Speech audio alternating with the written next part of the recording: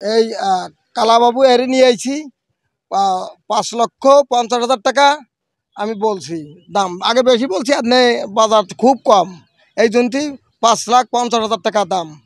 এখন অনুমান মাংস আছে 16 মন। আমার এই গরুটির নাম রাখছি শাহজাহান।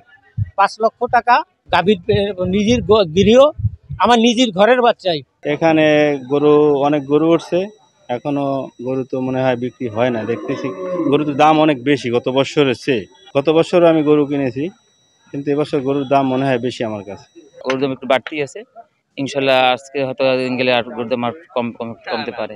আমি এখানে গরু আনছি 10টা, কিন্তু এখন পর্যন্ত বেচা কিনা হয় নাই, কাস্টমার একটু কম আছে। এটা তো সামনে ঈদের আরো 2-1 দিন বাকি আছে, 2-3 দিনের মতন, হয়তো বা কালকে থেকে বেচা কিনা শুরু হইতে পারে। এই হাটে 23টা গরু নিয়ে আসছি, গেছে বুধবার দিন, একটাও বিক্রি করতে পারিনি। আশা রাখি কাস্টমার আছে, বিক্রি করে এখান থেকে যাব। ওয়ালটন ফ্রিজ কিনে অনেকের মতো আপনিও হয়ে যেতে পারেন মিলেনিয়াল। সেরা পণ্যের সেরা অফার। দাম এবছর বেশি।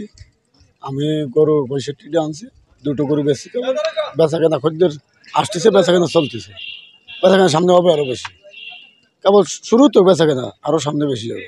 বিভিন্ন পাইকারদের থাকা খাওয়ার নিরাপত্তার সুব্যবস্থা রয়েছে এবং প্রশাসনের লোক সার্বক্ষণিক তদারকি করতেছে।